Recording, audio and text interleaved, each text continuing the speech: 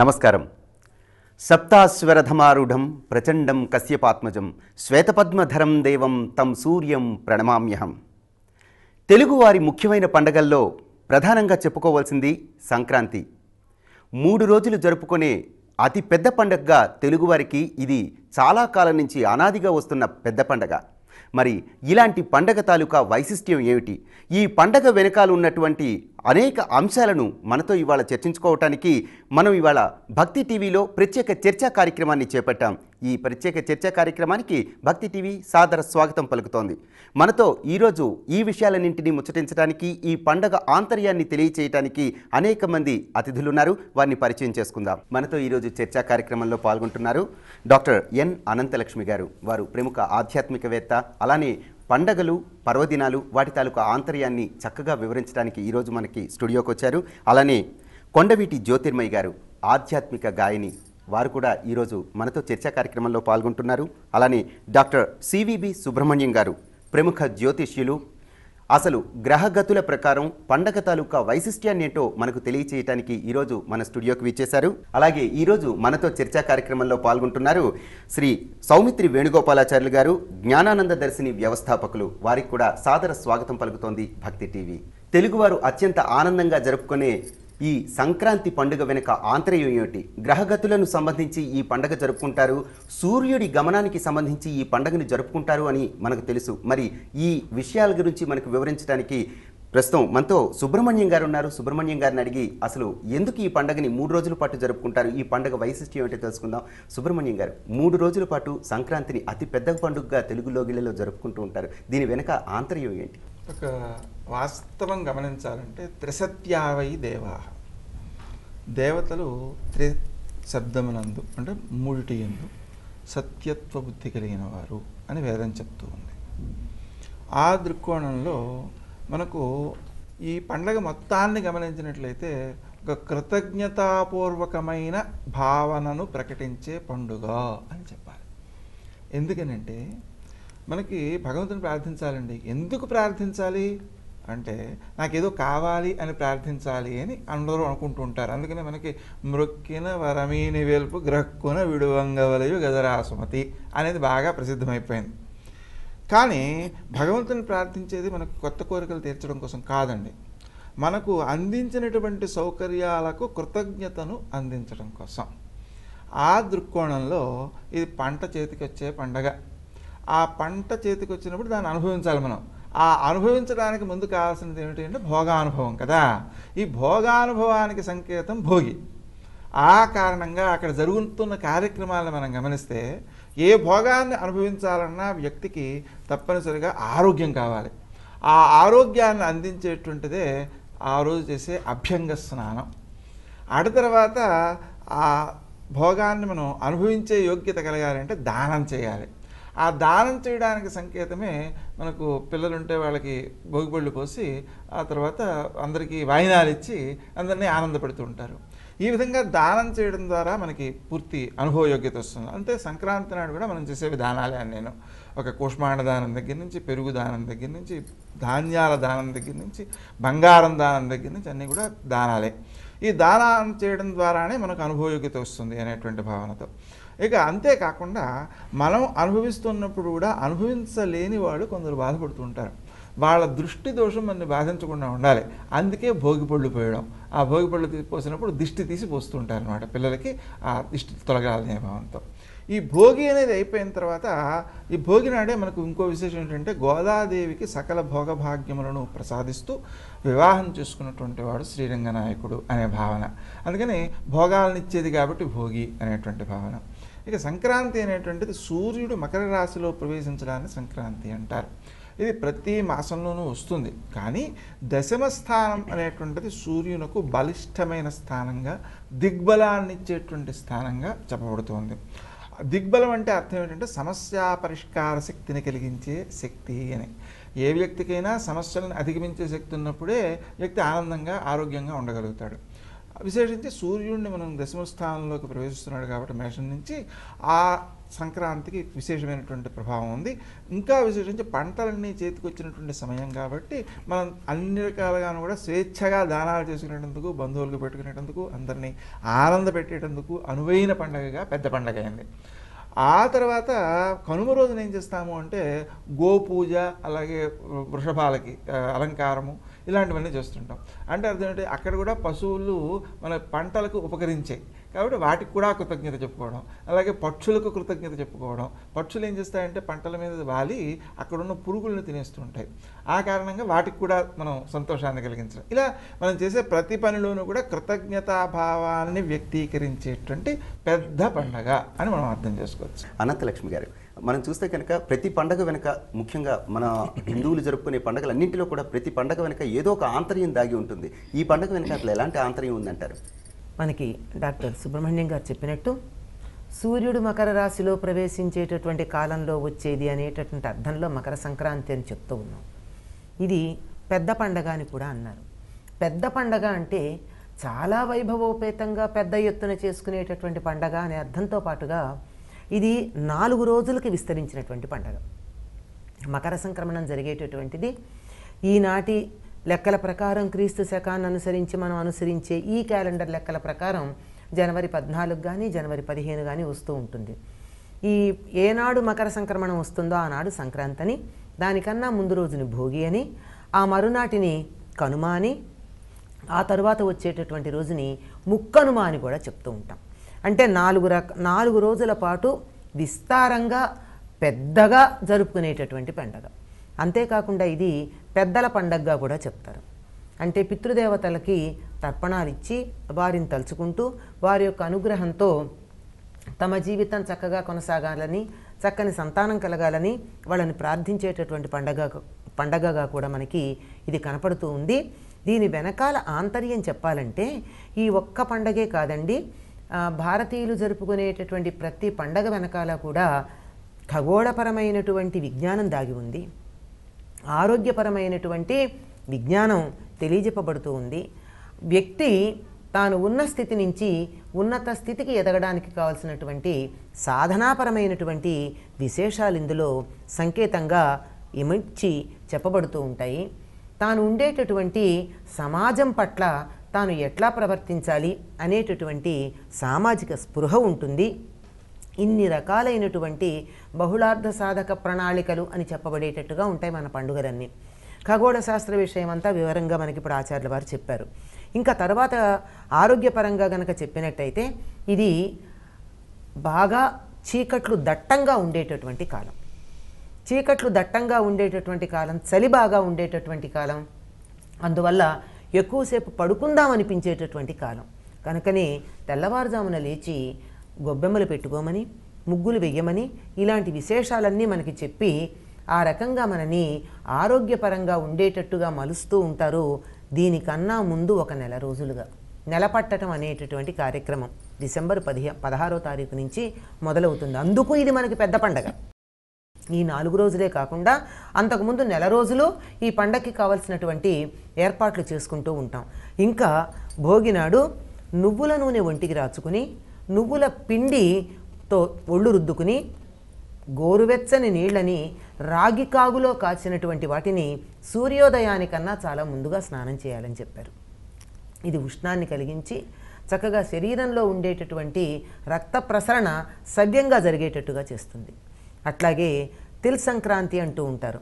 అంటే మనకు ఆంధ్రులు ఈ పదం వాడరు, మరాఠీలో వాళ్ళు తిల్ సంక్రాంతి అనే అంటారు. నువ్వులని ఒకరికొకరికి ఇచ్చుకోవడం. నువ్వులని ఇచ్చినట్టయితే ఎవరు దానం గ్రహించరు గనక దాన్ని బెల్లంతోనో చక్కెరతోనో కలిపి ఇచ్చుకునేటటువంటి పద్ధతి ఉంది. ఇలా ఆరోగ్యపరంగా ఉండేటటువంటి విశేషాలన్నీ కూడా మనకి ఇందులో ఉన్నాయి. ఇంకా బొమ్మల కొలువులు కళాత్మకతని మనకి చూపించేటటువంటివి, ఆ తరువాత స్త్రీల చిత్రలిపి అని చెప్పబడేటటువంటి ముగ్గులు, ఇవి కాకుండా భోగిపళ్ళు పోయడం లాంటివి సామాజిక స్పృహని తెలియచెప్తూ ఉంటాయి. కృతజ్ఞతావిష్కరణ గురించి మనకి వారు చెప్పేసుకున్నారు. ఇప్పటికే. చక్కనైన అంశాలు. మన పండుగల్లో చూసుకుంటే కనుక అనేక సంబరాలు కనిపిస్తూ ఉంటాయంటారు. మరి ఇలాంటి సంబరాలన్నింటినీ కూడా మన జానపద గేయాల్లో కూడా చూపించడం కనిపిస్తూ ఉంటుంది. అలాంటి జానపద గేయాలు ఈ భోగి, సంక్రాంతుల గురించి ఉన్నాయా జ్యోతిర్మయ్య గారు? ముఖ్యంగా మీరే చెప్పాలి ఈ విషయం. తప్పకుండా ఉన్నాయమ్మా. మనకు జానపదం లేకుండా అసలు పండుగలే లేవు. జానపదులు ఉంటేనే మనకు పండుగలు వచ్చాయి. వాళ్ళ పాటల ద్వారా మనకి స్ఫూర్తి కలిగింది. తద్వారా సమష్టి జీవనం వచ్చింది. ఇప్పుడు మనం జరుపుకునేటువంటి భోగి కూడా అంతే. బలిచక్రవర్తిని గురించి ఒక కథ చక్కగా చెప్పబడి ఉంది. అయితే ఈ సంప్రదాయం మనకి ఇటువైపు తెలియదు, కేరళ వైపు బాగా చేస్తారు. ఏమనంటే బలిచక్రవర్తిని పాతాళానికి తోసేశాడు అని చెప్పాను. కాదు, భక్తులను తన దగ్గర అట్టే పెట్టుకున్నాడు. అందుకని ఈ భోగి రోజు భగవంతుని దగ్గరగా ఉండేటువంటి ఒక సందర్భాన్ని మనకు అవగతం కావడానికి, అర్థం కావడానికి బలి యొక్క కథ ఏదైతే ఉందో దాన్ని స్మరించుకొని ఈ భోగి పండగని చేస్తారు. అయితే ఫోటో ఏదన్నా పెట్టాలి కదండి అని మీరు అడగొచ్చు. అవసరంలా, కలశంలో ఆవాహన చేసి బలిని పూజ చేస్తారు. అట్లా మంచి సంప్రదాయం వాళ్ళకి ఉన్నది. మనం కూడా అట్లా చేసుకోవాలి. అప్పుడు ఆ భోగి పళ్ళు పిల్లలకి పోసినప్పుడు అందరి పిల్లల తల్లిదండ్రులు అందరి పిల్లలకి పోస్తారు, ఏమీ భేదం లేకుండా. అంటే అందరం కలిసి ఇట్లా ఉంటే, అంటే సమష్టి జీవనం ద్వారా మనందరికీ ఈ పండుగ ఉన్నది తప్పించి విడివిడిగా కాదు అని చెప్పడం. అలా జానపదులు కూడా ఇలాంటి సంబరాల్ని మీరు అన్నట్టుగా చాలా చక్కగా గేయాల్లో పాటలుగా పాడుకున్నారు. అట్లాంటి సంకీర్తనల్లో మనకు అన్నమయ్య చెప్పినటువంటి గొబ్బెమ్మలు పెట్టుకుంటారని అమ్మ చెప్పారే, చక్కగా గొబ్బెమ్మలు పెట్టుకొని దాని చుట్టూ వలయాకారంగా తిరుగుతూ చక్కగా పాటలు పాడుకునేవారు. ఇలాంటి జానపదాలు కొన్ని వందల జానపదాలు అన్నమయ్య చూశాడు. గొబ్బెలు, యాల, యాతం, చిలక, హంస, తోలుబొమ్మలు, తందనాన, చాగుబళ ఇలాంటి అనేక జానపదాలని ఒక క్రమబద్ధీకరణ చేశాడు అన్నమయ్య. దాంట్లో మనకు లభించేటువంటి గోపి పాట ఒకటి.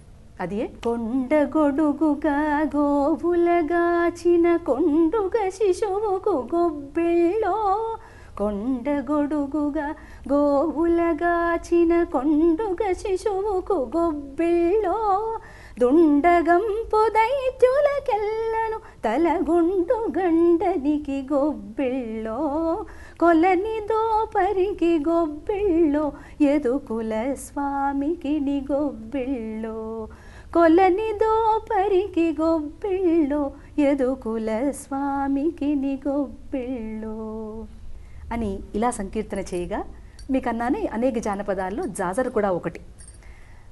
అంటే ఇప్పుడు భోగి పళ్ళు పోస్తున్నారు, అట్లాగా అందరి మీద పూలు, గంధము, పుప్పొడి, మల్లెలు, మొల్లలు చల్లుకుంటే మనందరికీ తెలిసిన సంకీర్తన జగడపు చనవుల జాజరా సగినల మంచపు జాజరా, జగడపు చనవుల జాజరా, మొల్లలు తురుముల ముడిచిన బరువున ముల్లపు సరసపు మురిపెమున, చల్లన పుప్పొడి జారగపతిపై చల్లేరతివలు జాజరా. అంటే ఈ నేపథ్యాన్ని అంతా అన్నమయ్య చూసి మనకు సంకీర్తనగా ఇచ్చాడు. ఇప్పుడు మనం అవి పాడుకోవడమే చేయాల్సిన కర్తవ్యం. ఇంకా ఆనాడు జరిగే అన్ని కూడా కళ్ళకు కట్టే విధంగా వర్ణించి అప్పుడు చెప్పబట్టి ఇప్పటికి కూడా మనం ఆ సంప్రదాయాలన్నీ గుర్తు చేసుకుంటానికి అవకాశం కలుగుతుంది. అట్లాగే ఈ జానపదాల్లో చెప్పినటువంటి జాజర్లో మరొకటి చల్లరి హైపై జాజర జాజా, చల్లగా సరసప్పు జాజర జాజా, చల్లరి హరిపై జాజర జాజా, చల్లగా సరసప్పు జాజర జాజా అని ఈ సంకీర్తన. ఎన్ని సంకీర్తనలు మన జానపదులు చెప్పగా మనకది ఉండగా దాని ఒక క్రమంలో పెట్టగా మనం ఇట్లా పాడుకుంటున్నామంటే నిజంగా ఇది పెద్ద పండగ అని ఒక్కటే పద్యమే కాదు, సమష్టి జీవనానికి ఒక గుర్తు.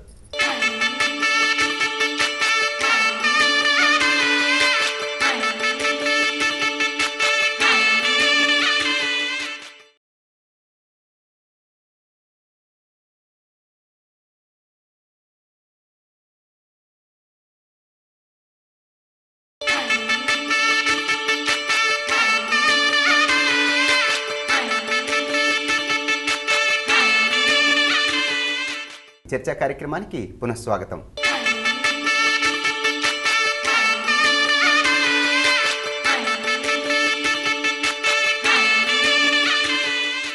సౌమిత్రి గారు, మీరు వైష్ణవ సంప్రదాయంలో ముఖ్యంగా మనం చూసుకుంటే గనక ఈ భోగికి అలానే సంక్రాంతికి ఒక ప్రత్యేకత ఉంది. ముఖ్యంగా అమ్మ చెప్పినట్టుగా నెల రోజుల ముందు నుంచే ఈ సంబరం మొదలవుతుందన్నారు. వైష్ణవ సంప్రదాయం ప్రకారంగా కూడా ఈ భోగికి చాలా ప్రాధాన్యత ఉన్నట్టుగా అంటూ ఉంటారు. మరి ఆ ప్రాధాన్యత ఏంటి? జ్ఞానానందమయం దేవం నిర్మల స్ఫటికాకృతిం ఆధారం సర్వ విద్యానాం హయగ్రీవముపాస్మహే. అస్మద్గురుభ్యో నమః. జ్ఞాన ఆనంద స్వరూపం భగవంతుడు. భౌతికమైనటువంటి జ్ఞానం కలిగిన వాళ్ళకి పైన ఉండే చెట్టు, దానికి ఉండే ఫలాలు కనిపిస్తాయి. జ్ఞానులకు దాని లోపల ఉండే వేర్లు కనిపిస్తాయి. ఆ వేర్లు చక్కగా ఉన్నప్పుడే ఈ చెట్టు భద్రంగా ఫలాల్ని పుష్పాల్ని ఇచ్చి అందరికీ భోగాన్ని ఇవ్వగలదు. మరి ఈ సమస్తమైనటువంటి లోకానికి భోగాన్ని ఎవరు ప్రసాదిస్తున్నారు అంటే, మనం ఇవాళ అనుభవించేటటువంటి సకల భోగములు భూమి నుండి వచ్చినవి. ఆహార ఔషధ వస్తు పదార్థములన్నీను. కనుక భూమాత అని మనం భూదేవికి నమస్కరిస్తాము, గోమాత అని గోవుకు నమస్కరిస్తాము. తరువాత ఈ భోగములకు మూలమైనటువంటిది భగవంతుడు. దీనికి ఒక చిన్న ఉదాహరణ ఉన్నది మనకి. ఒక రాజుగారు తన దగ్గర ఉండేటువంటి సమస్త వస్తువుల్ని ఒక చోట పెట్టి అందరినీ రాజ్యంలో ఉండేవాళ్ళని పిలిచి ఒక్కొక్కళ్ళు ఒక్కొక్క వస్తువుని మాత్రమే తీసుకోండి అన్నట్ట. ఆ వచ్చిన వాళ్ళు ఒక వస్తువు కంటే ఇంకొక వస్తువు అందంగా ఉండడం చూసి ఏం తీసుకోవాలో అర్థం కాక వెళ్ళిపోయిన వాళ్ళు కొంతమంది, ఏదో ఒకదాన్ని తీసుకొని అయ్యో దీన్ని తీసుకోలేకపోతేమే అని బాధపడుతున్నటువంటి వాళ్ళు కొంతమంది. ఇట్లా గడిచిపోతూ ఉంటే ఒక చక్కని పడుచు వచ్చి ఆ రాజుని చెయ్యి పట్టుకున్నాడు. అంటే ఈ సమస్త సంపదలన్నీ రాజువి కనుక ఆ రాజు తనవాడైతే సంపదలన్నీ తనవుతాయి కదా, ఇది జ్ఞానము. కనుక ఈ లోకంలో కనబడేటటువంటి సకల భోగములన్నీ మూలపురుషుడు, భోగపురుషుడు భగవంతుడు కనుక జ్ఞానుడైనటువంటి వాడు వాళ్ళంతా కూడా జ్ఞాన ఆనంద స్వరూపుడైనటువంటి పరమాత్మని మాత్రమే పట్టుకుంటారు. అలా పట్టుకోవటానికి అనువైన సమయం ఏది అంటే, ఒక ఆఫీసర్ గారు ఇంట్లో ఉన్నప్పుడు మనం పట్టుకోవడానికి అవకాశం తక్కువ, కొద్దిగా ఇబ్బంది. ఎప్పుడు పట్టుకోవటానికి సాధ్యమవుతుంది అంటే, ఆఫీస్కి రాగానే మొట్టమొదటి గంటలో కనుక ఎవరైతే వస్తారో అప్పుడు ఫ్రెష్గా ఉంటారు. అప్పుడు కలిసినట్లయితే చక్కగా పనులు నెరవేరుతాయి. ఈ నెరవేరేటటువంటి విషయాన్ని మనకి విష్ణు సహస్రనామంలో చాలా అద్భుతంగా చెప్తారు.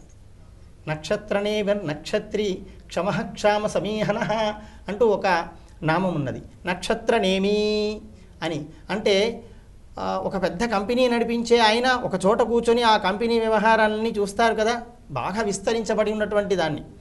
అట్లాగే ఈ సమస్తమైనటువంటి లోకాన్ని విస్తరింపజేసినటువంటి పరమాత్మ యొక్క ఆఫీసు ఏది అంటే నక్షత్రనేమి అని జషాకృతిలో సమస్తమైనటువంటి నక్షత్రాలకి మూల కేంద్రంగా ఉండేటువంటి మకరాకృతిలో ఉండేటటువంటి స్థానమట. అక్కడి నుండి 14 లోకములలో ఉండేటటువంటి సమస్త జీవుల యొక్క చరిత్ర అంతా అక్కడ ఉంటుంది. ఆ నక్షత్రనేమి అది. ఆ ప్రళయకాలంలో కూడా అన్ని లోకములు పోయినా ఆ నక్షత్రనేమిలో ఉండేటటువంటి 4 నక్షత్రాలు ఎప్పుడు ఉంటాయట. మళ్ళీ విస్తరించినప్పుడు అక్కడి నుండి సమస్తమైనటువంటి విశ్వం విస్తరిస్తూ ఉంటుందని మనకు విష్ణు సహస్రనామ వైభవంలో చెప్తారు. అట్లా భగవంతుడి యొక్క ఆఫీస్ ప్రధాన కార్యాలయంగా మనకి మకరాకృతిలో ఉంటుంది. దాన్ని మకర రాశి అంటారు. అందుకని ఈ మకర సంక్రమణంలో పరమాత్మ ఈ సమస్తమైనటువంటి విశ్వాన్ని నడిపించడానికి సిద్ధంగా ఉన్నటువంటి సమయం కనుక అక్కడికి ఆ ద్వారాలు తెరవగానే అందరూ వెళ్ళి సేవించుకొని ఆ స్వామి యొక్క అనుగ్రహంతో ఎవరెవరు ఇంతకాలం ఏ ఏ పనులు నిర్వహించారో స్వామి రెస్ట్లో ఉన్నప్పుడు అవన్నీ విన్నవించి మళ్ళీ ఏ ఏ బాధ్యతలు ఎవరెవరు చేయాలో తెలుసుకునేటటువంటి ప్రధాన సమయం కనుక ఆ సమయంలో మనం కూడా స్వామిని దర్శిస్తే, స్వామి మేము కూడా వీళ్ళందరి వెనకాతల లేదో ముందో ఉన్నాము నిన్ను సేవించడానికి, మమ్మల్ని అనుగ్రహించవలసింది అంటూ సకల భోగదాయకుడైనటువంటి పరమాత్మని సేవించుకునేటటువంటి అద్భుతమైనటువంటి సమయం ఈ మకర సంక్రాంతి. స్వామిని అనుగ్రహానికి పాత్రలు అవ్వాలంటే ఇది మంచి సమయం కాబట్టి ఆ సమయంలో స్వామిని ఈజీగా చేరుకునే అవకాశం ఉంటుందంటారు. అలా స్వామి, మనం కనుక చూసుకుంటే ఈ పండుగలో ఇంకా అనేక ఆంతర్యాలు కనిపిస్తుంటాయి. గొబ్బెమ్మలని, ముగ్గులని, ఇవన్నీ మనకి కనిపించే విధంగా ముగ్గులు గొబ్బెమ్మలైనా లేకపోతే వీటి వెనకాతలు కూడా ఏమైనా ఆంతర్యం ఉందంటారా? ఇందాక అనంతలక్ష్మి గారు చెప్పినట్లుగా ముగ్గులు అనేటువంటివి ఖగోళ సంకేతాలు. ఆ ఖగోళానికి సంబంధించినటువంటి ఆకృతుల్లో చుక్కలను కలుపుకుంటూ చూడడం ఎలాగా అంటే కింద చుక్కలు పెట్టి వాటిని కలుపుకుంటూ ఒక ఆకృతిని తయారు చేసేటువంటి అధ్యయనం చేస్తే ఆకాశంలో కూడా చుక్కలన్నింటినీ కలుపుకుని ఆలోచించి రూపాలను దర్శించేటువంటి శక్తి ఏర్పడుతుంది అనే ఖగోళ పరిశీలన అంశం అది. సరే, ఈ ముగ్గుల మధ్యలో మనం ఏం పెడుతున్నాం? గొబ్బెమ్మలు పెడుతున్నాం.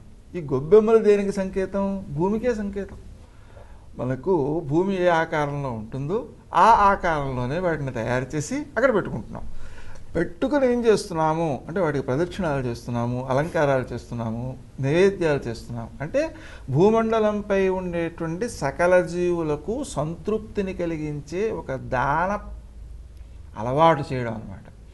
అలాగే ఆ టైంలో ఈ పిల్లలందరినీ కూడా ఆ గొబ్బెమ్మల చుట్టూ ఆడించిన తర్వాత వాళ్ళు ఈ చిన్న చిన్న పప్పు బెల్లాలు అనేటువంటి నివేదన చేసి వాటినే పిల్లలందరికీ పంచుతూ ఉంటారు. అంటే దానం అనేటువంటి దాన్ని, పంచుకు తినడం అనేటువంటి దాన్ని వాళ్ళలో అలవాటు చేసేటువంటి గొప్ప ఘనమైనటువంటి చర్య దాంట్లో ఉంది.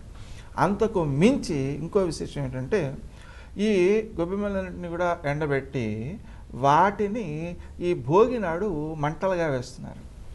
అది దేనికి సంకేతం అంటే ఒక కారణంలో ఈ భగవద్గీతలో చెబుతాడు ఏమని, సహయజ్ఞా ప్రజా సృష్ట్వా సహోవాచ ప్రజాపతి యశవో స్విష్టకామధుకు అని. అంటే ఈ యజ్ఞములను జనాల్ని పుట్టించి యజ్ఞముల ద్వారా దేవతలను మీరు సంతృప్తిపరచండి, తద్వారా దేవతలు మీకు అనుగ్రహాన్ని ఇస్తారు అనే భావన చెప్తారు అక్కడ. మనం ఒక దృక్కోణంలో ఆలోచిస్తే యజ్ఞం చేసినప్పుడు, హోమం చేసినప్పుడు ఏమి జరుగుతోంది? మొట్టమొదట అంటే పొగ వస్తుంది. ఈ పొగను మొట్టమొదటిగా స్వీకరించేటువంటివి ఏవి అంటే వృక్షజాతులు. అంటే కార్బన్ డైఆక్సైడ్ని పీల్చుకుంటాయి. పీల్చుకుని ఏం చేస్తాయి? ఎదుగుతాయి. ఎదిగి ఏం చేస్తాయి? మనకి ఆహారం అవుతాయి, మళ్ళీ బతికిస్తాయి, మనకి అన్ని సంపదలను ఇస్తాయి. ఈ కొంత మిగిలినటువంటి పొగ పైకి పెడుతుంది. పైకి వెళ్ళినప్పుడు ఈ నేతితో కలిసి వెళ్ళడం ద్వారా అది విభక్తమవుతుంది. అంటే కలిసి ముద్దగా అయిపోకుండా విడిపోయి ఉంటుంటుంది. ఆ విడిపోయి ఉన్నందువలన భూమండలం అంతా కూడా చక్కగా పరుచుకుని వర్షాలు కురుస్తాయి, ఒకచోటే ముంచేయకుండా. అలా కురిసినప్పుడు కూడా మళ్ళీ వేటికి ఎడుతోంది అంటే వృక్షజాతులకే పెడుతోంది. అంటే వృక్షాలే వృద్ధి చెందుతున్నాయి. ఇప్పుడు మనం గమనిస్తే రావి చెట్టు త్రిమూర్త్యాత్మకం, ఏదో వేప చెట్టు అమ్మవారి స్వరూపం, అలాగే మామిడి చెట్టు ఏదో బృహస్పతి యొక్క స్వరూపం, ఇట్లా మన ఇంద్రుని యొక్క అధిదేవతగా కలిగినటువంటి ఇలాగా దేవతలందరూ మన వృక్షజాతుల్లో ఉండి మనకి ఆహారాన్ని అందిస్తున్నటువంటివి మనం బతికిస్తున్నాయి అని మనం అర్థం చేసుకోవచ్చు. మారేడు చెట్టు లక్ష్మీ స్వరూపం ఇలాగా. అంటే ఇప్పుడు పంటలు చేతికి వచ్చాయి అంటే ఆ వృక్షజాతుల వల్లనే కదా వచ్చాయి. వాటికి మరలా మనం అందించాలి. ఆ అందించాలంటే ఈ హోమం చేయాలి. ఆ హోమానికి ప్రత్యేకమైనటువంటి ప్రాచీనంలో ఈ రోజున ఏం చేసేవారంటే భోగినాడు ఇంద్రధ్వజ పూజ అలాంటివి చేస్తూ, ఇంద్రుడిని పూజ చేస్తూ, ఇంద్రుడికి హోమాలు చేస్తూ మొదలైనటువంటివి చేస్తుండేవారు. ఆ హోమాలు అందరూ చేయలేరు కదా. అందరూ సర్వసామాన్యంగా అందరూ చేయగలిగినటువంటి హోమంగా భోగి మంటల్ని మనం అర్థం చేసుకోవచ్చు. ఇలాగా మనకు ఎన్నో విశేషాంశాలు నిక్షిప్తమై ఉన్నాయి. వాటి అన్నిట్లోనూ కూడా ఎలా ఉంటాయంటే మనకు ఆనందానుభూతికి వ్యక్తిని తయారు చేసేటువంటి విధానాలే ఉంటాయి. వాటిని మనం ఆచరించడమే మంచిది. అంటే ప్రకృతిని ఆరాధించడమే అన్నిటి వెనకాతల ఉండే ఆంతర్యంగా కనిపిస్తూ ఉంటుంది. అనంతలక్ష్మి గారు, మనం ప్రత్యేకించి మాట్లాడుకుంటే భోగి, సంక్రాంతి, కనుమ ఈ మూడిటి గురించి విభజించి మాట్లాడుకుంటే భోగి నాటికి ప్రత్యేకత ఏంటి, భోగి నాటి చేసే పనులేంటి, అలానే భోగి యొక్క ఆంతర్యం ఏంటి, పెద్దవాళ్ళు అసలు ఎందుకు ఈ భోగిని అనుసరించమని దానిలో అన్ని అంతరార్థాలు చెప్పారు? ఏదైనా ఒక పండుగ చేసుకునేటప్పుడు ఆ పండుగ ఏ రోజైతే పండుగ చేసుకుంటూ ఉంటున్నామో ఆ రోజు ప్రత్యేకంగా కొన్ని నియమాలు పాటించాల్సి ఉంటుంది. తప్పనిసరిగా ఏదో వ్రతమని, పూజని, ఉదయం పూట ఏమీ తినకుండా ప్రత్యేకంగా పూజలు చేసి, దానాలు చేసి ఇవన్నీ చేయాలి. ఇవన్నీ చేస్తూ ఉంటే పండగలో ఆనందం ఎక్కడుంది? మామూలుగా పిల్లల్ని అడిగితే పండగ అంటే ఏంటంటే ఎండగా దండగా అని చెప్తూ ఉంటారు. అంటే రోజు తినే సమయానికన్నా ఆలస్యంగా పెడుతూ ఉంటారు, తినలేకపోతామని. అందుకని ఎవరైతే ఒక పండగని ప్రధానంగా చేసుకుంటారో ఆ పండగ చేసుకునే ముందు రోజుని భోగిగా చేసుకుంటారు. ఉదాహరణకి ఉత్తర దేశీయులకు అందరికీ కూడా దీపావళి ప్రధానమైన పండగ అయినప్పుడు ఆ ముందు రోజుని బాగా దీపావళి నాడేమో లక్ష్మీ పూజ చేసుకుంటారు, నరక చతుర్దశి నాడు తలంట్లు పోసుకోవడం, కొత్త బట్టలు కట్టుకోవడం, ఇంకా మిగిలినటువంటి మిఠాయిలు చేసుకోవడం, 10 మందికి పంచడం, ఇట్లాంటివి చేస్తారు. ఆ రకంగా భోగి నాడు మనం భోగాలన్నీ అనుభవిస్తాం. తలంటి పోసుకోవడం భోగినాడే, కొత్త బట్టలు కట్టుకోవడం భోగినాడే, భోగిపళ్ళు పోసుకోవడం భోగినాడే, బొమ్మల కొలువులకు అందరికీ పేరెంటాలు పిలవడం భోగినాడే. ఇలా మొత్తం అంతా భోగానుభవం ఏదైతే ఉందో అదంతా కూడా భోగినాడు జరుగుతుంది. ఇలా జరగడానికి ప్రత్యేకంగా భోగికి ఏమన్నా ప్రత్యేకత ఉందా? సంక్రాంతికి ముందు రోజు గనక సంక్రాంతి నాడు దానాలు, కుష్మాండ దానం చేయాలంటారు, మరేదో చేయాలంటారు, ఇవన్నీ పొంగలి వండాలంటారు. ఇవన్నీ చేయడానికి కాకుండా ప్రత్యేకంగా ఏదైనా ఉందా అంటే ఇందాక మనకి జ్యోతిర్మయ్య గారు చెప్పారు. భోగినాడు ఈ ఒక్కనాడే భూమండలాన్ని పరిపాలించుకునేటటువంటి అనుమతి బలిచక్రవర్తికి ఇచ్చాడు. భోగము అంటే పడగ, భోగి అంటే పడగ కలిగినటువంటిది పాము. పాములు ఉండేటటువంటి లోకం పాతాళ లోకం. ఆ పాతాళ లోకానికి అధిపతి అయినటువంటి బలిచక్రవర్తి భూమండలానికి వచ్చి ఈనాడు పరిపాలన చేస్తాడు గనక ఈనాడు విరివిగా దానాధికాలు చేయాలి అని మనకి పెద్దలు చెప్తారు. ఎందుకంటే పెద్దలకి ఏది ఇష్టమైన పనుందో దాన్ని అనుసరించినటువంటి వాళ్ళ మీద వాళ్ళకి అనుగ్రహం ఉంటుంది. బలిచక్రవర్తి అనుగ్రహం కావాలి అంటే ఆయనకి ఇష్టమైంది దానం చేయడం, అందరూ దానాలు చేయడం. కనుక దానాలు విరివిగా చేయడం, జీవితాన్ని భోగమయంగా జీవితం గడపటం. మనం పాతాళలోకం అంటే ఏదో బాగుండదు అనుకుంటాం, స్వర్గం కన్నా కూడా బాగుంటుంది. చాలా అనుభవయోగ్యమైనటువంటి లోకం, అక్కడ ఉండేవి భోగమయమైనటువంటి లోకం. అటువంటి భోగాలన్నీ కూడా అనుభవించేటటువంటి రోజు.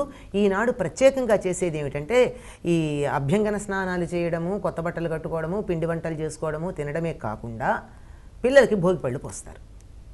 ఇందాక మనకి సార్ చెప్పారు, సుబ్రహ్మణ్యం గారు, దిష్టి పోతుంది, వీళ్ళకి బాగా సంపదలు ఉన్నాయి కనుక వీళ్ళు అనుభవిస్తున్నారు అని లేని వాళ్ళు అనుకోకుండా ఉండడానికి అని. అంతేకాకుండా దాంట్లో రేగిపళ్ళు సూర్యుని యొక్క శక్తిని గ్రహించేటటువంటివి. రేగిపళ్ళు, చెరుకు ముక్కలు, ధాన్యం, రాగి డబ్బులు. ఈ రోజుల్లో మనం ధనం బాగా ఉందని 10 రూపాయల కాయిన్సో, 5 రూపాయల కాయిన్సో, లేకపోతే ఇంకా ధనవంతులైనట్టయితే 100 రూపాయల కాయిన్సో వేస్తే వేయచ్చేమో కానీ ప్రధానం ఏమిటంటే రాగి. ఈ రాగి, ఈ రేగు, వడ్లు ఈ ఇనప పాత్రలో కలిపి దిష్టి తీసి పిల్లలకి గనక పోసినట్టయితే సంవత్సరం పాటు వారికి దృష్టి దోషం తగలకుండా ఆరోగ్యంగా ఉంటారు అనేటటువంటిది. ఈ సమయం అంతా రేగుపళ్ళు తినండి, సంవత్సరానికి కావాల్సినటువంటి పుష్టి కలుగుతుందని. ఎక్కువ తింటే తట్టుకోలేం, చాలా బలవర్ధకమైనటువంటి పదార్థం రేగుపండు కనుక సూర్యశక్తిని గ్రహించేటటువంటిది. ఇది తినాలని సంకేతంగా చెప్తూను ఈ దృష్టి తీసి పిల్లలకందరికీ దిష్టి తీసిపోయడం అనేది మనకి సంప్రదాయంగా ఉంది. ఇలా ప్రతి పండుగలో కూడా ఈ రకమైనటువంటి సామాజిక స్పృహ కనపడుతూ ఉంటుంది. ఇచ్చేటటువంటివి ఎలా ఇస్తారు? చేతులతోనూ దోసిళ్లతోనూ ఇవ్వరు. పల్లెల్లో పంటలు ఉన్నటువంటి వారు ఈ సమయంలో ఎలా ఇస్తారు ఎవరన్నా అడిగితే అంటే వాళ్ళ దగ్గర కొలపాత్రలు ఉంటాయి, అడ్డలు, కుంచాలు, సోలలు. ఆడవాళ్ళైతే చాటలతో తీసుకెళ్ళిస్తారు, మగవాళ్ళు కుంచాలతోనూ అడ్డలతోనూ తీసుకెళ్ళిస్తారు. అంటే విరివిగా లెక్కాపత్రం లేకుండా దానం చేయడం అనేది ఈనాడు చేయాల్సినటువంటి అంశంగా మనకి కనపడుతూ ఉంటుంది. భోగి వెనుకతలు ఇంత ఆంతర్యం ఉన్నది అని మనకి అంటే చాలామంది విరివిగా చెప్తే కానీ తెలియదు. ప్రతి కార్యక్రమం మనం చేస్తాం కానీ దీని వెనకతలు ఇది అంతరార్థం అని తెలిస్తే దాన్ని మరింత చక్కగా చేయడానికి అవకాశం ఉంటుంది. జ్యోతిర్మయ్య గారు, మనం చూసుకుంటే కనుక ఈ భోగి దినాల్లోనే హరిదాసులు కూడా కీర్తనలు పాడుకుంటూ వస్తుంటారు, హరినామస్మరణలు చేసుకుంటూ వస్తూ ఉంటారు.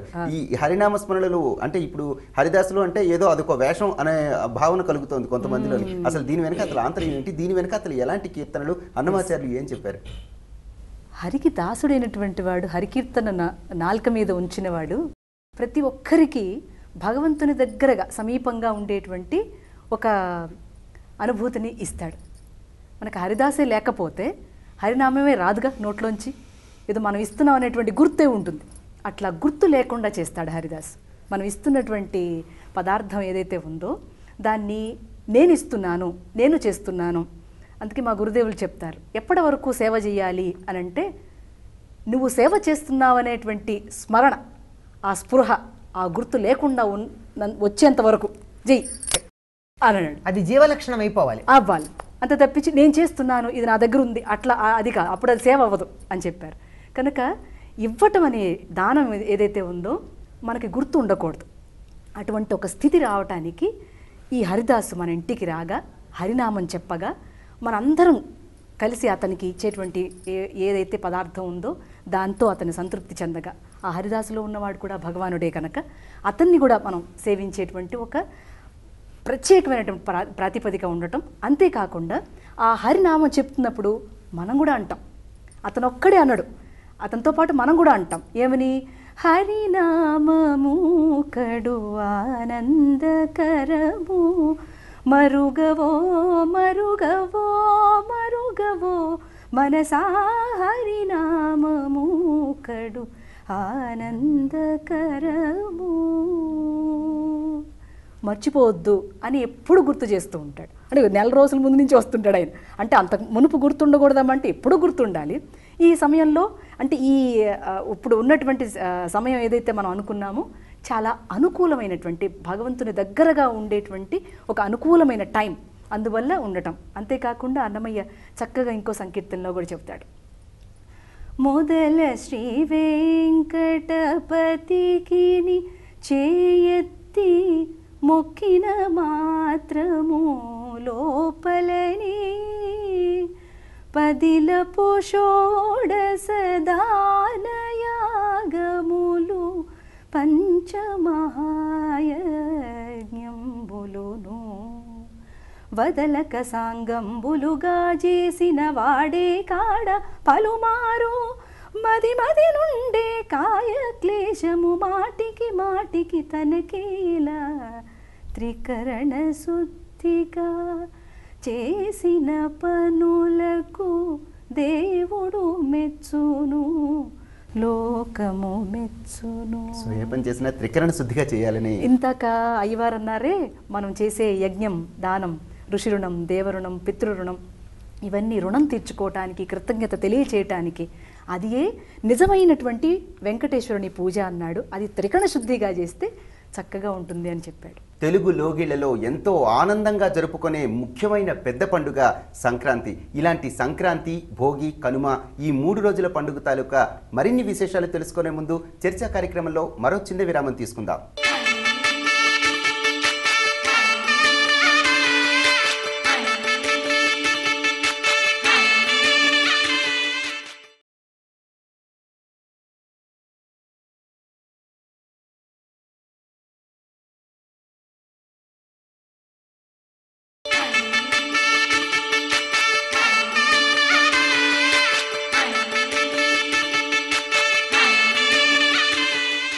చర్చా కార్యక్రమానికి తిరిగి స్వాగతం. వేణుగోపాలాచారి గారు, ముఖ్యంగా మనం చూసుకుంటే కనుక వైష్ణవులు ఎక్కువగా నెల రోజుల ముందు నుంచి ధనుర్మాసం అనే పేరుతో అంటే పాశురాలన్నీ కూడా విన్నపం చేస్తూ గోదాదేవిని ఆరాధించి భోగి నాడు గోదా కళ్యాణం చేయటం మనం వైష్ణవాలయాల్లో చూస్తూ ఉంటాం. దీని వెనుక ఆంతర్యం ఏంటి? గోదాదేవి అంటే ఆ రంగనాయకుడిని ఎందుకు అంతలా కోరుకొని ఆ రోజు వివాహం చేసుకోవటం, దీని వెనుక ఆంతర్యం ఏంటి అసలు? జీవులందరూ బిడ్డలైతే భగవంతుడు తండ్రి, అమ్మవారు తల్లి. తండ్రి యొక్క అనుగ్రహాన్ని పిల్లలకు కల్పించవలసినటువంటి బాధ్యత తల్లిది కనుక ఆ మార్గాన్ని ఎట్లా నడిచి దగ్గరి దారిలో ఆ తండ్రి యొక్క అనుగ్రహాన్ని పొందటానికి సాధ్యమో సమస్త వేదానికి విత్తు వంటిదిగా ఉండేటటువంటి 30 పాటలను పాడి ఈ 30 రోజులు కనుక మీరు దీక్ష చేసి వ్రతం చేస్తే ఖచ్చితంగా స్వామి యొక్క అనుగ్రహాన్ని పొంది దివ్య ఆనంద పదవిని చేరుతారు అంటూ చాలా దగ్గరి మార్గంగా మనకి అమ్మవారు చూపింది. దీంట్లో ప్రధానమైనటువంటి అంశం తెల్లవారుజామున లేవటము. తెల్లవారుజామున లేవటంలో మనకి ఆయుర్వేద శాస్త్రంలో ఈ మకర సంక్రాంతి అంటే ఈ ధనుస్సు సంక్రమణం నుండి మకర సంక్రమణం వరకు ఉండేటువంటి ఈ నెల రోజుల్లో భూమిలో నుండి ఒక రకమైనటువంటి అమృత వాయువులు వెలువడతాయి. ఆ సమయంలో 4 గంటల సమయంలో ఎవరైతే 3:30 నుంచి ఆ కాలంలో ఎవరైతే లేచి భగవదారాధన చేస్తారో వాళ్ళకి అమృతత్వం లభిస్తుంది. జ్ఞాననాడి యొక్క సుషుమ్నా నాడి అంటారు, దాని యొక్క వైబ్రేషన్స్, దాని యొక్క అది వికసించి మనిషికి సక్రమమైనటువంటి ఆరోగ్యము, మంచి జ్ఞానము, సమాజంలో తను సేవ చేయగలిగేటటువంటి ఒక భావన విస్తరిస్తుంది అనేటటువంటి ఒక అంశం దీంట్లో దాగి ఉండడం వల్ల తెల్లవారుజామునే లేచి అందరూ కలిసి అంటే భగవంతుడి మిగతావన్నీ స్వార్థంగా ఉపయోగించుకున్న భగవంతుడి సేవ మాత్రం అందరూ కలిసి చేయవలే, అందరూ కలిసి భగవద్ ఆనందాన్ని పొందవలే అనేటటువంటి ఒక అమృతమాయమైనటువంటి మార్గాన్ని అమ్మవారు మనందరికీ కూడా కలిగించింది. ఎవరైతే ఇది చేస్తారో వాళ్ళకి మోక్షం కలుగుతుందనడానికి సాక్ష్యం అమ్మవారే. ఈ ప్రపంచంలో ఎక్కడా లేనటువంటి ఒక అద్భుతం ఏమిటంటేనండి, ఒక మానవ కన్యగా అవతరించి ఒక విగ్రహ రూపంలో ఉండేటువంటి రంగనాథస్వామితో కళ్యాణం జరిపించుకొని ఎక్కడ ప్రపంచంలో లేని వింత ఇది. అంటే పక్కన విగ్రహం పెట్టి ఈ పక్కన మానవకాంతగా అవతరించినటువంటి గోదా అమ్మవారిని పెట్టి కళ్యాణం చేసి లోపలికి పంపిస్తే తెల్లవారి చూస్తే విగ్రహ రూపంలో స్వామిలో లీనమై ఉంటుంది అమ్మవారు. ఇది జరిగినటువంటి చరిత్ర, అద్భుతమైనటువంటి చరిత్ర. ఈ ధనుర్మాసంలో చేసే విశిష్టమైనటువంటి ఈ వ్రతం చాలా గొప్పది. అయితే జ్యోతిర్మయి గారు, ఈ గోదాదేవి గోదా కళ్యాణం దీనికి సంబంధించి కూడా అన్నమాచార్యులు వారు ఏమైనా కీర్తనలు రచించారా? ఈ ధనుర్మాస వ్రతాన్ని కూడా ఉటంకించారా? అవును, తప్పకుండా. చూడి కుడుతనాంచారి అని అంటారు. ఆ కీర్తనని చాలా ప్రసిద్ధమైనది. అమ్మ యొక్క కళ్యాణం కూడా భోగి రోజు జరుగుతుంది కనుక, అంటే భగవంతునికి సమీపంగా ఉండేటువంటి ఆ రోజు కనుక ఆ రోజే కళ్యాణం కూడా జరగటం వల్ల మనకు అన్నమయ్య కూడా మంచి కీర్తన కూడా అందించారు. అమరవందితయట అట్టి మహిమయే మరుదు అమృతపు చుట్టమట ఆనందాలకే మరుదు. అమరవందితయట అట్టి మహిమయే మరుదు అమృతము చుట్టమట ఆనందాలకే మరుదు.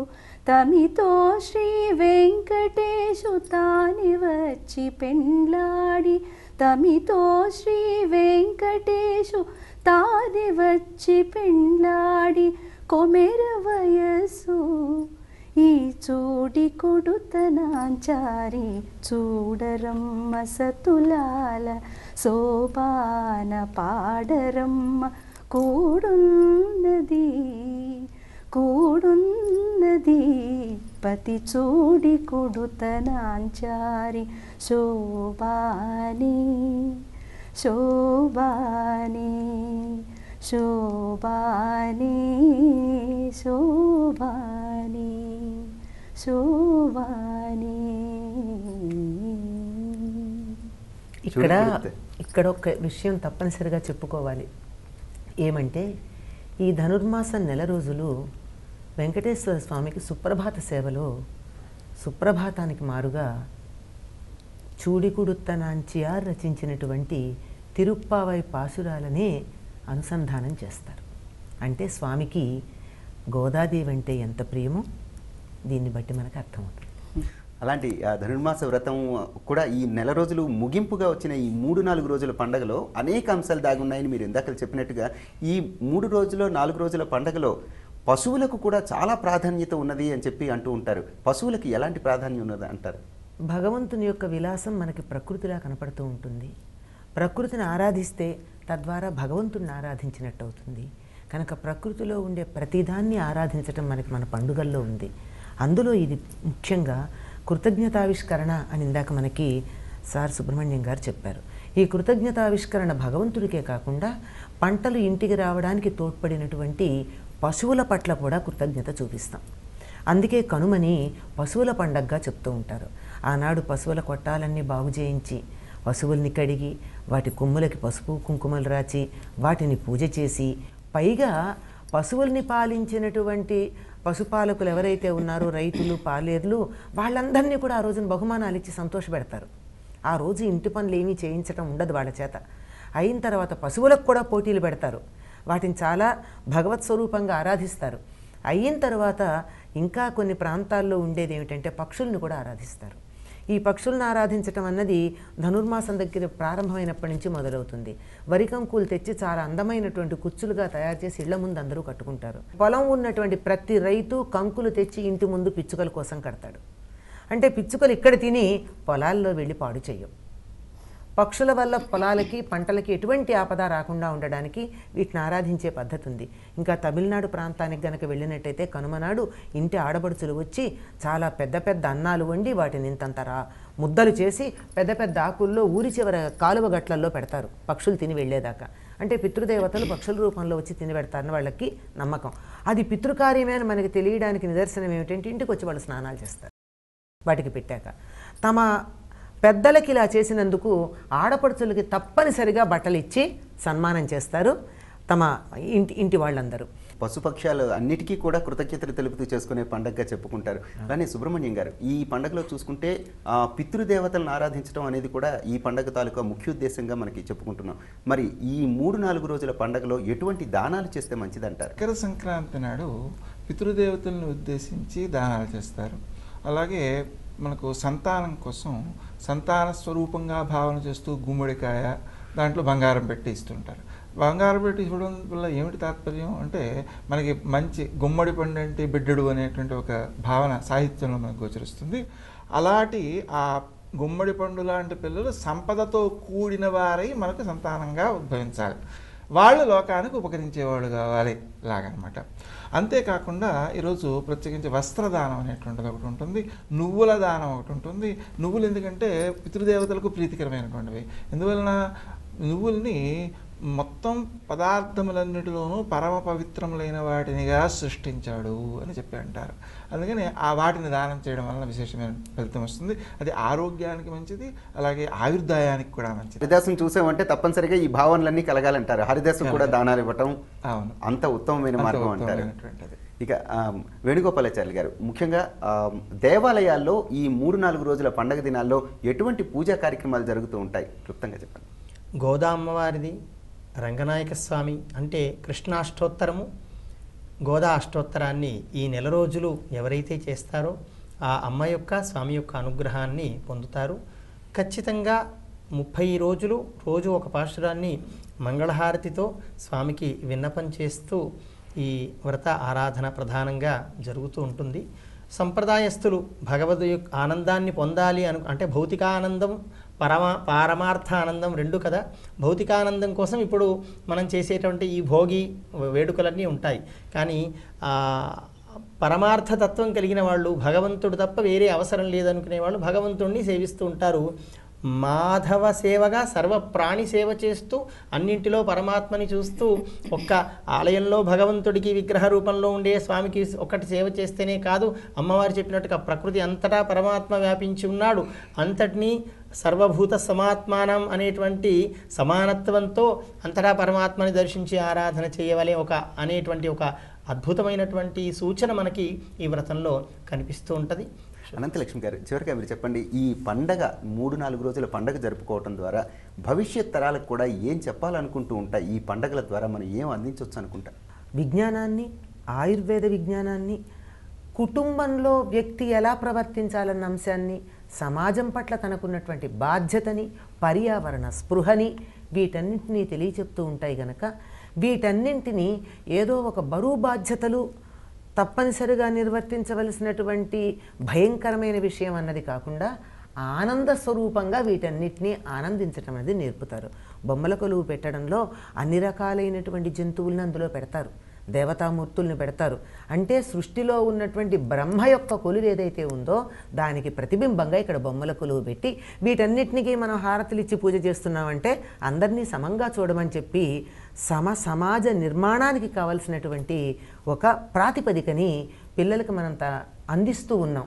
ఇలా వీటిలో ఉన్నటువంటి ఈ విజ్ఞానపరమైన అంశాలు ఎప్పుడైతే మనం పిల్లలకి చెప్పగలుగుతామో వారు చాలా ఆనందంగా పూర్వం పెద్ద తరాల వారికన్నా చాలా ఇష్టంగా అనుసరిస్తారండి.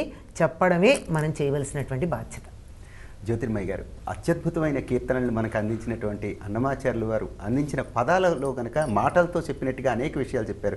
ఒక అద్భుతమైన కీర్తనతో మన ఈ కార్యక్రమాన్ని, చర్చా కార్యక్రమాన్ని వాళ్ళ పరిపూర్ణం చేసుకుందాం. తప్పకుండా. పాత్రదానోత్సవ ప్రదిత వెంకటరాయ ధాత్రీశ కామితార్థ ప్రదాయ గోత్రభిన్మణి రుచిరగాత్రాయ రవిచంద్రనేత్రాయ శేషాద్రినిలయాయ తే నమో నమో నారాయణాయ నమో నారాయణాయ సగుణ బ్రహ్మణి సర్వపారాయణాయ శోభనమూర్తయే నమో నారాయణాయ నమో నమో నారాయణాయ నమో. ధన్యవాదాలండి. మా స్టూడియోకి వచ్చి ఇవాళ ఈ అద్భుతమైన చర్చా కార్యక్రమంలో అనేక విషయాల్ని పండగ వెనకాతుండే ఇంత పరమార్థాన్ని అంతటిని మాకు తెలియజేసినందుకు అందరికీ మరొకసారి ధన్యవాదాలు తెలియజేస్తున్నాం. ఇది మన హిందువులు జరుపుకునే ప్రతి పండగ వెనకాతల ఎంతో పరమార్థం ఉంటుంది. ఆ పరమార్థం తెలుసుకొని దాన్ని అనుసరించిన నాడే అత్యద్భుతమైన విషయాలు కూడా భవిష్యత్ తరాలకు అందుతాయి. దానివల్ల పండగ తాలూకా అర్థం సార్థకం అవుతుందని చెప్పి పెద్దలు మనకి తెలియజేస్తున్నారు. ఇది ఇవాళ చర్చా కార్యక్రమం. నమస్కారం.